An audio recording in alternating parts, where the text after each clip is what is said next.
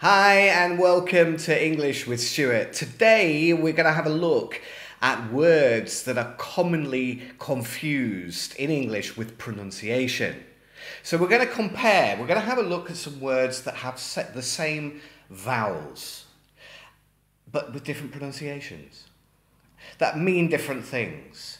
Now on the screen you will see the word in English and you will then see the word in Spanish as well, so you can compare and learn new vocabulary. But listen to my pronunciation. Okay, so the first word today is creature. It is pronounced creature, to rhyme with teacher. Okay, the next word, creation. Creation. We then have a girl's name. The name is pronounced Susie. Susie. But then if you look at the next word containing the same vowel, and we have busy. Busy. Then the next one is tear. In a sentence, a tear in my eye. A tear in my eye. But then we have the same word again, but it's pronounced tear. Tear, as in a tear in my clothes. It's also a verb, to tear. What about the next one? Well, sew. I sew my dress. Sew. But then the same pronunciation on a different verb. I sow seeds to grow vegetables. I sow seeds to grow vegetables. So sow. Then we have here, but also here. Same pronunciation. The past of here is, of course, heard. Yeah, but not heard. It's heard. But then taking the same letters, we create the word heart. You see, the sound is different. Heart. And then we have but we have put. The and the u. The original English sound is u. The u changed to an sound in many but not all words in English.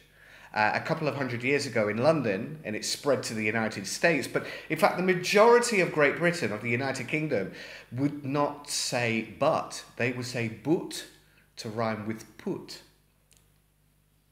But in London and America, but and put. The next word, steak. This is pronounced steak. And then we have streak. Same vowels, different pronunciation. And then we have steak again, but this is a completely different word. It's a piece of wood. It's nothing related to meat. And then we have the word break. But then we have bleak. Bleak is synonymous with desolate.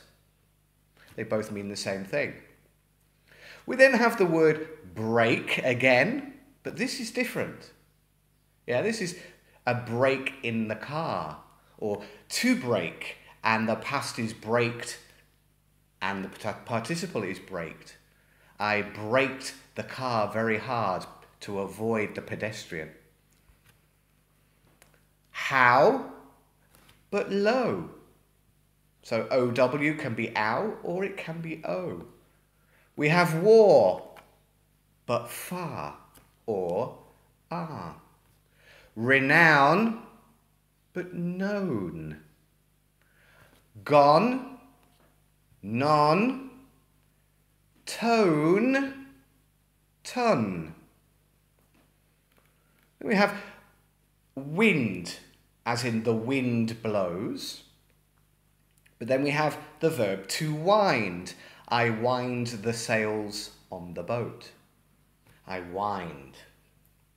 And in the past, I wound the sails on the boat. But with the same spelling, I have a large wound on my leg. Wound. Then we have the word foul. But with the same vowels, we have the word soul. But then we have the word sole in a different form as well. This is the under part of your foot or your shoe. And then we have fowl again. This means group of birds or animals like chickens and birds.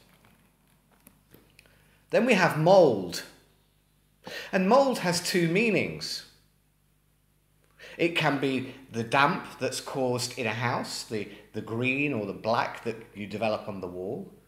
Or it could also mean a mould, like a cake mould, the thing you make the cake in.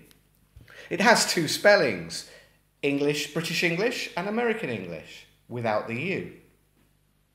And then we have wood. Not an easy word for Spanish speakers to pronounce, would. I would like to go to the beach today. But then we also have would, the same pronunciation. Would. Then there's grieve and sieve. So you hear with grieve, the long E vowel with the short I in sieve. We have ache, not H. It's pronounced ache, as in headache, toothache, backache. What's the difference between ache and pain? Well, pain is general. Ache is the consistent vroom, vroom, vroom feeling that you have when you have a toothache or a headache. That's an ache. We then have police, but using the same four letters at the end of police, we have the word lice, which interestingly is plural, because the singular, just like mice and mouse, is lice and louse. We have suit, but then we have sweet. And then, of course, we have sweet again, meaning something that tastes sweet. And in British English, sweets, in American candy, for things that you like to eat, after your main meal. We have sweat, and then we have the word ruin. Now this word is unusual because normally in English, two vowels together are pronounced as one vowel. We do not, like the word build is not build, we pronounce it build. But the verb and the noun ruin is pronounced with two separate vowel sounds, which is quite unusual in English. Then we have desert, desert. But then we have desert.